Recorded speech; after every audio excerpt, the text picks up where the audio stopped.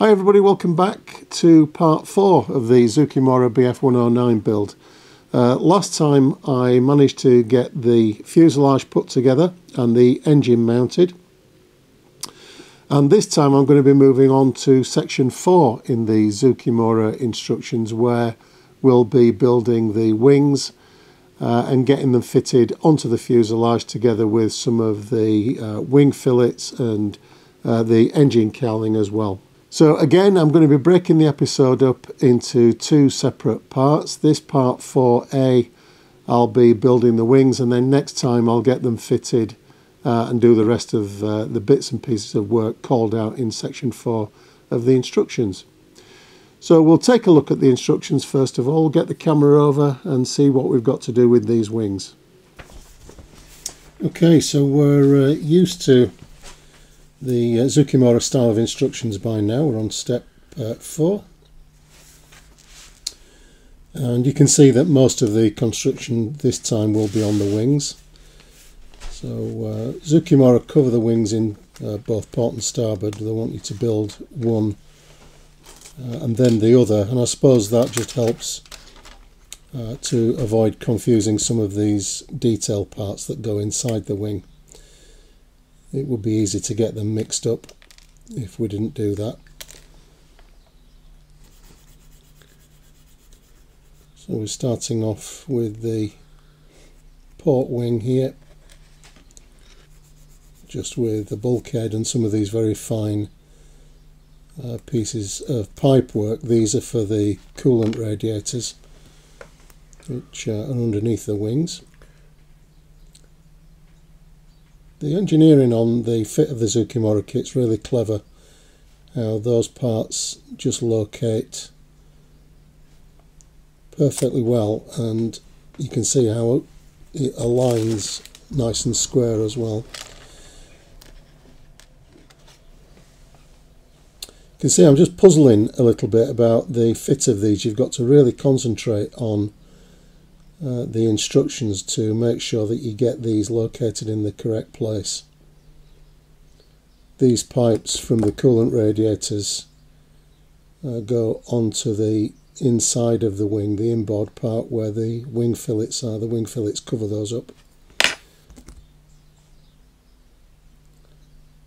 So if you wanted to, you could build the kit with the wing fillet on the top of the wing removable, so you could see this pipe work if you wanted to. Now, despite my recommendation, I'm building both wings at the same time. So it's just a little bit quicker, but you do run the risk of getting the parts mixed up.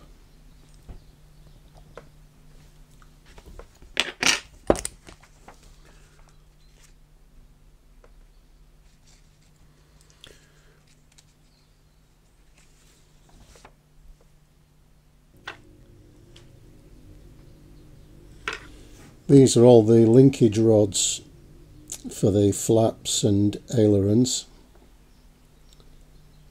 You can see they go right the way through to the aileron position.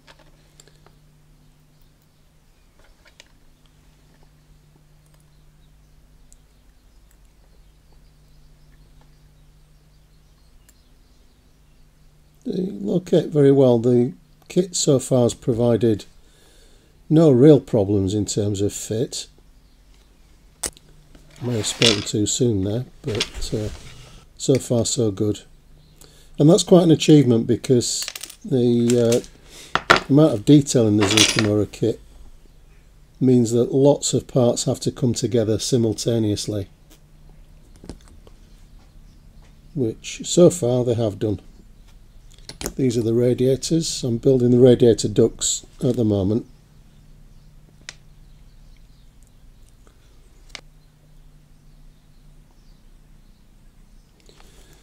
Just using Tamiya extra thin quick drying cement on these. These are the underwing ducts, and Zoukei Mura mould the forward cowl flap so that you can pose it in the open position. There are a couple of ejector pin marks that need cleaning up there. And because I'm going to have the flaps slightly lowered, it's worth cleaning those up because you might just be able to see them.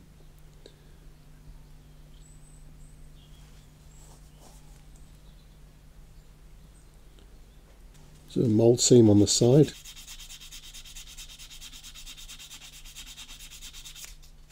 And again, getting those ejector pins removed. Just a bit of scraping with a curved blade will take care of that, and finish off with a fine sanding sponge.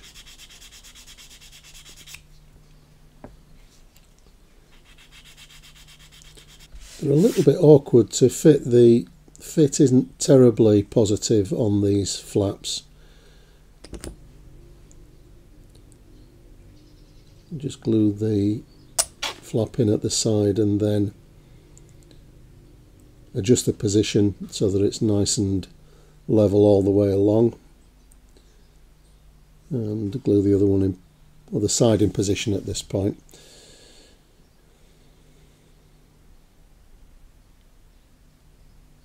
Just taking care with that because you want to get a nice even join line along the underside. The radiators just slot in. I'm not going to glue them at this point because I want to paint the interiors, which will be RLM02 interior green or grey green, and obviously the radiators themselves need to be painted. Got some more ejector pins on this surface which is visible, so again the same treatment with a curved blade to just scrape those pins away. These are the cowl flap actuators, and I tried to be clever here by gluing the actuator onto the wing structure but not onto the cowl flap, and my idea there was that I'll be able to remove the radiator itself and leave the actuator suspended from the underside of the wing for painting. It's a decent idea. You can see how it just links to the cowl flap at the front there. And it's a decent idea if you can manage to protect the rod, which I didn't. I broke one off, so I decided to remove them both, and I'll replace those with some very fine brass rod. Just test fitting the interior of the wheel wells and the first of the underside panels. Just important to make sure that that wheel well bulkhead, if you like, is flush and that the panel sits nicely next to it. I'm not terribly keen on having multiple panels for the underside of the wing. You've got to be very careful about joining them together, because what you're creating in effect is a number of seam lines or panel lines which you really want to make sure that they're fairly consistent across the underside when you join all the panels together. So you've got to be careful attaching all these separate pieces. Make sure that all the sprue gates are fully removed, otherwise you'll be able to see the sprue gate in the panel line. So again, using the Tamiya extra thin cement.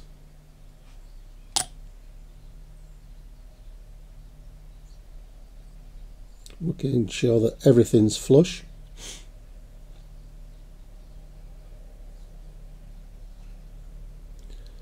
Let's get those sprue gates fully cleaned up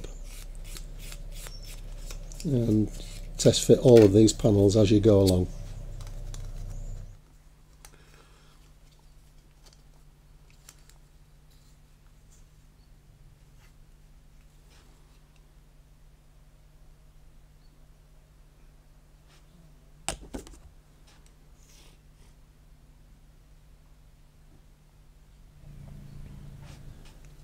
This is the housing for the leading edge slat, and what I noticed here was that I had missed one of the sprue gates there, and it just led to the fit being a little bit open, so going in to clean that up. You'll have noticed on recent builds how much I use the fiberglass pen for cleaning up the work after gluing.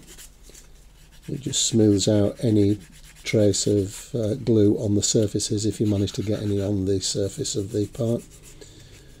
And it's not terribly abrasive, so it makes a nice job of that. I use it a lot these days. Putting the separate wing tips on. And these are in two halves. These gave me a problem later on, I'll come back to that. This is the top of the main spar, and it has the flap actuator moulded into it. You can see there just underneath.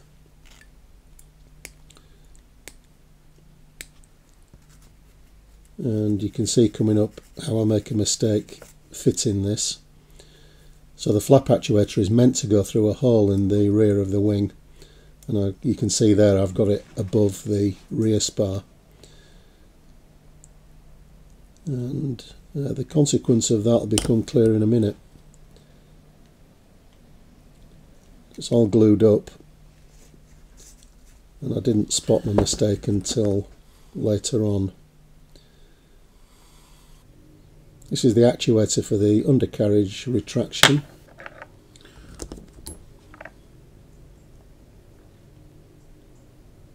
Which you can see through the holes in the bulkhead in the undercarriage bay.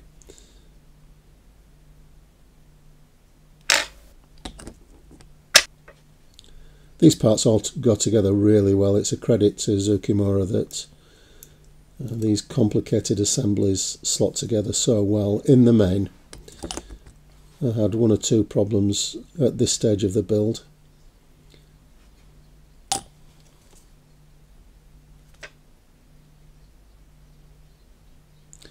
So this is where I realised my goof with the flap actuator when I came to try and fit the top of the wing.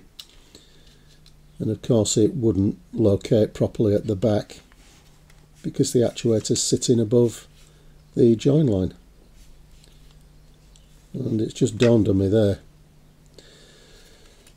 So the spar is solid at this point, so the only thing I can do at this stage is just to cut the actuator rod off and thread it through the hole that it's meant to go through and reattach it at the actuator. It's not a big deal because you can only see the rear end of the actuator on the finished wing.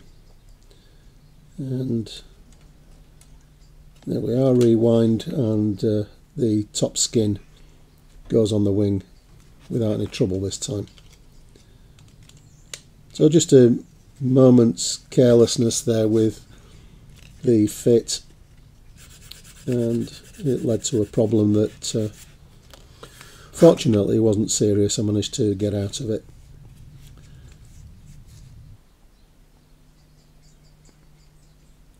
Joining the wing halves together now, just working round all the join lines, taping them up.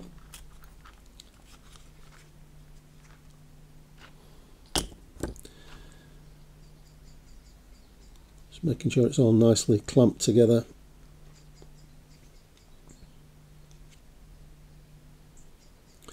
Now this is the one fit problem I had, apart from my own mistakes, when this was all dried up.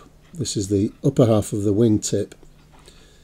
It's sitting quite proud of the rest of the wing surface. So I only realised that after everything had set up. It's maybe as a result having that clamp so far outboard. It's maybe just compressed the wing surface a little bit and prevented them lying flush.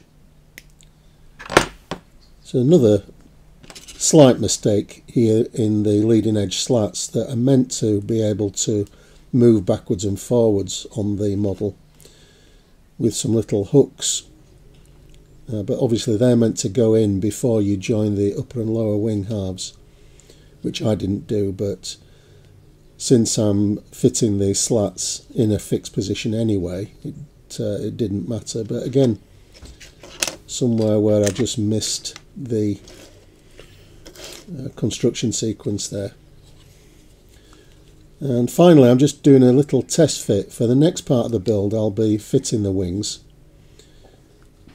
which appear to be a reasonable fit, but I've done a little bit more work on them with the wing fillets fitted as well, and they're going to need some care. So that's one of the first things I'm going to be tackling in the next video, which will be part 4B, coming up in the next few days, when hopefully we'll get the airframe together and the lower engine cowling and wing fillets in place. So that's it for this one. We'll catch up again in a few days' time. In the meantime, everybody, look after yourselves, and I'll see you soon. Bye for now.